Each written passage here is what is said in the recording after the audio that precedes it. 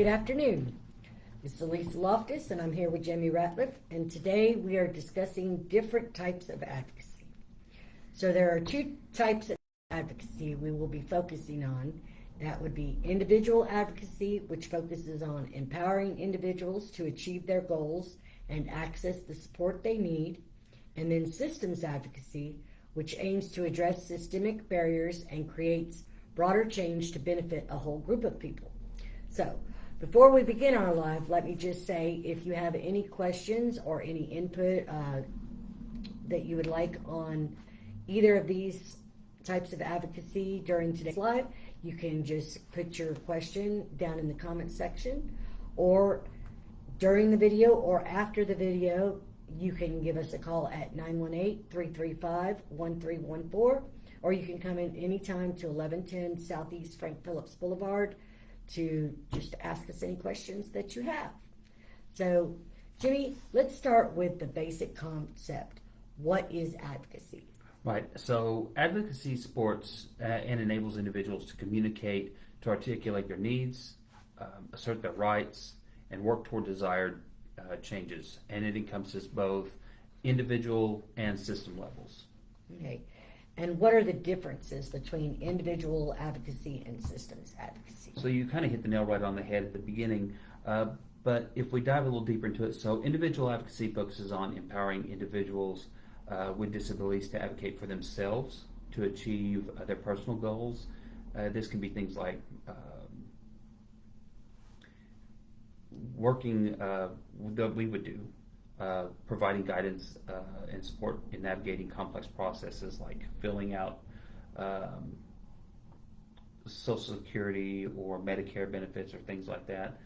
That's how we might help individuals who would, with individual advocacy, working one-on-one. It might also be helping them to identify their goals and develop strategies to achieve them. And then we also can support individuals in advocating for themselves in certain situations like resolving issues with vocational rehabilitation or something like that. So we help to empower them to take steps that they need to advocate for themselves, and that's individual advocacy. Okay. And then on the second part, Okay. System advocacy focuses on things like changing laws and policies and practices that create barriers to people with disabilities. And so ways that we may pursue systemic advocacy would be identifying issues that affect a large number of people with disabilities. We might develop and advocate for policy changes on the state, local, or national level. And we build coalitions with other organizations or stakeholders to advance those types of goals. All right. And then who is responsible for advocating for individuals with disabilities? So all advocacy, especially when it comes to Centers for Independent Living, individuals with disabilities, it's all largely consumer driven. So this would be where people with disabilities are the primary decision makers in both individual and systems advocacy efforts. And so that means that generally people with disabilities are in leadership positions within CILs, which are us, Centers for Independent Living. In fact, at least 51% of CIL board members and employees with any Center for Independent Living across the United States, they have, at least 51% of them have to have some sort of disability. Advocacy efforts are also driven by the needs and priorities identified by people with disabilities themselves. Someone who may not have a disability wouldn't necessarily see a barrier that somebody with a disability, especially if somebody has a mobility issue, say, they may not think that having to cross the street or not having a ramp is that big of a deal, but for somebody with a mobility issue, that might be a very big deal. So a lot of the efforts for advocacy are driven by individuals who also have a disability. And then people with disabilities are supported in using their voices to advocate for themselves and for change on the whole. So that's also the individual and systemic aspect of it. And can you give an example of how we here at Dynamic Independence would be providing systemic advocacy? So again, systemic advocacy is going to deal with something that changes a large something for a group of people. So one thing that we've done at Dynamic Independence is A few years ago, we met with city planners to address barrier issues for people with disabilities when they're visiting the downtown Bartlesville area. And so we fostered discussions and we shared ADA accessibility standards with them and kind of formed a partnership, and that led to new accessible parking spaces being designated. They were up to the ADA standard, and they had parking aprons so that individuals who have disability would have more room to get in or out of their vehicles. And this design, which again adhered to the ADA guidelines, made navigating in the parking area and then subsequently up to the sidewalks and the businesses easier and safer. And so enhancing that access to local business positively impacts the community on a systemic level. Okay. And I know we kind of talked about this, it's not here. So that would be systemic advocacy. So what about, I know you said IEPs is one way that we help individuals for individual advocacy, but can you give another example of how we might help an individual that maybe does not have an IEP, that's not a student, with individual advocacy? Sure. So, and we'll talk a little bit more about IEPs in a little bit, but with individual advocacy, we may have an individual who comes in and they have been, let's say, a student who is transferring out of school. We may work with them on transition services. They may be looking to go to work. They may be looking to further their education, but if they have a disability, then they may need some accommodation. They may want to create a plan to assist with this transition, create a budget, do things like that, create an independent living plan, live on their own. And the life skills and things that we teach for independent living are a form of individual advocacy there.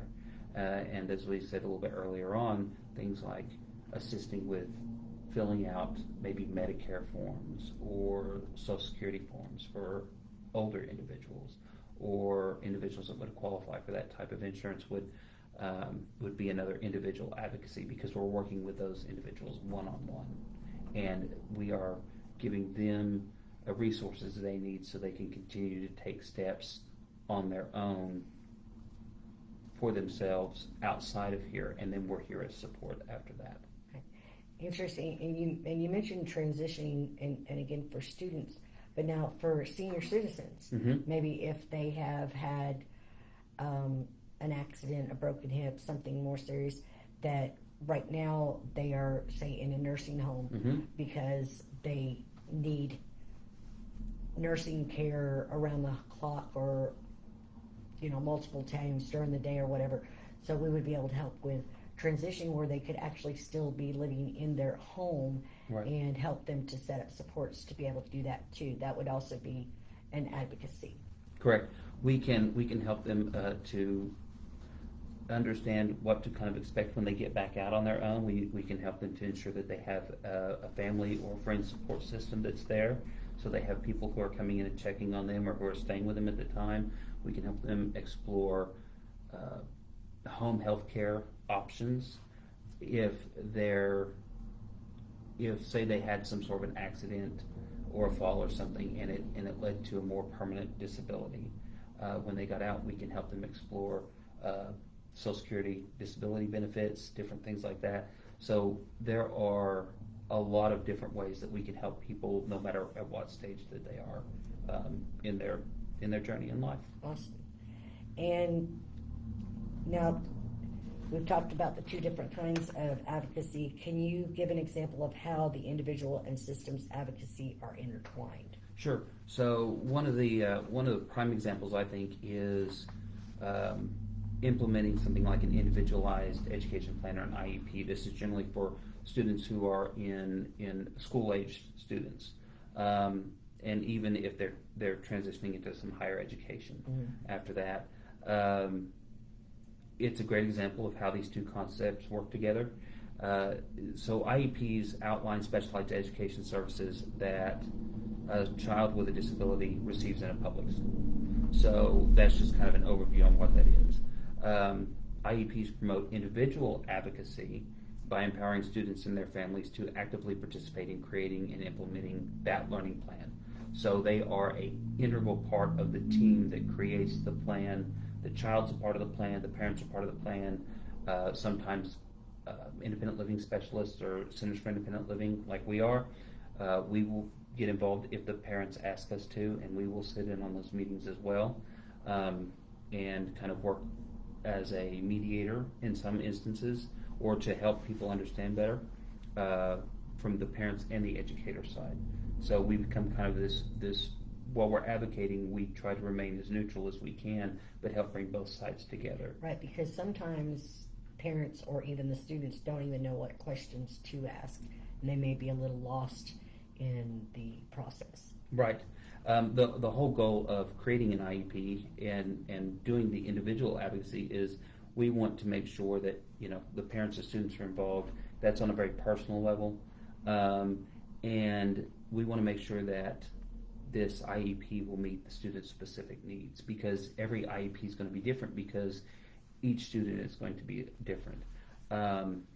One way that we promote system advocacy is by listening in and then taking all the things in consideration and maybe reveal some systemic issues about the education system. Say if there are multiple individuals who have an IEP in the school and they are all having trouble receiving a specific service, and that's something that's common across all the IEPs that we've seen, maybe from that educational institution, then we can approach the parents and the student and the school and say, hey, we notice this is happening over several students, and what kind of policy changes might there be able to be implemented, or what needs to change here so that these students can be provided with this service. So that might be a way that we advocate on a systemic level, because that change will affect multiple people and not just that student and their family, but all the students and all their families who are looking to receive a service that they're not getting at that institution. And as I'd said before, we work both sides of that. We generally do just come in at the parent or guardian's request, because a lot of IEPs are for younger children. We see it mostly there. But we do bridge that gap, and we empower parents and students to advocate for themselves and to know what to expect when they're going into IEP meetings, and to help them understand the different questions and things that might be included on IEP, things like that. And then as far as the systemic portion of it, we're working with the schools. If we see an issue, the schools and the parents and the student to help try to change that policy.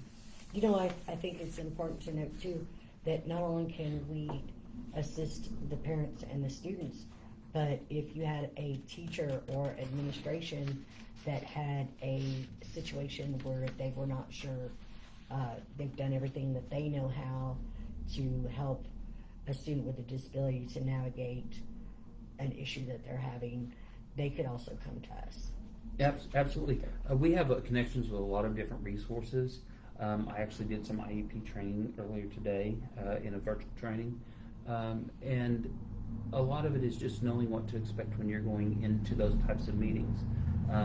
For parents, it's if you have any kind of question, make sure you write those questions down. If you think that your child needs a service moving into that, into an IEP meeting, then write that service down and ask questions about that. Be prepared, have copies of things that you need so you can advocate for yourself and your child, and you'll see exactly what the school is seeing as well. So we kind of got a taste of IEPs today and advocacy, but they do run hand in hand, as do most things in life. I mean, you're always trying to look out for your best interest and advocate for yourself, no matter what, on an individual level, and you want policies and things in the periphery to be able to benefit you and everybody as well. So individual and systemic advocacy can be provided everywhere. It can be across the board. It doesn't just have to be applied to disabilities, it can be applied in everyday life. So we hope this information on individual and systems advocacy has provided insight into the differences in these two approaches to advocacy. And we want you to remember, individual advocacy focuses on empowering individuals to achieve their goals and access the support they need, while systems advocacy aims to address systemic barriers and create broader change to benefit a whole group of people. Now, I also want to remind everyone that next week we will not have our live on Wednesday. It will be on Friday, the 20th. And in celebration of Service Dog Awareness Month, we are going to have Jessica Yeager from Primal Canine is going to be live here with us, and she's going to answer some questions on service dogs, how to get one, the way that they go about training, just about any question you can think of. And I want to say ahead of time, please reach out, comment here, send us a message, private message, give us a call, or come by if you have questions that you would like to get answered. If you will get those to us, we will answer them live, and well, we won't answer them. We will ask them live and get answers from Primal Canine. So I'm really excited for this. It's a very important service that a lot of individuals with disabilities need. And so we hope to see you join in there.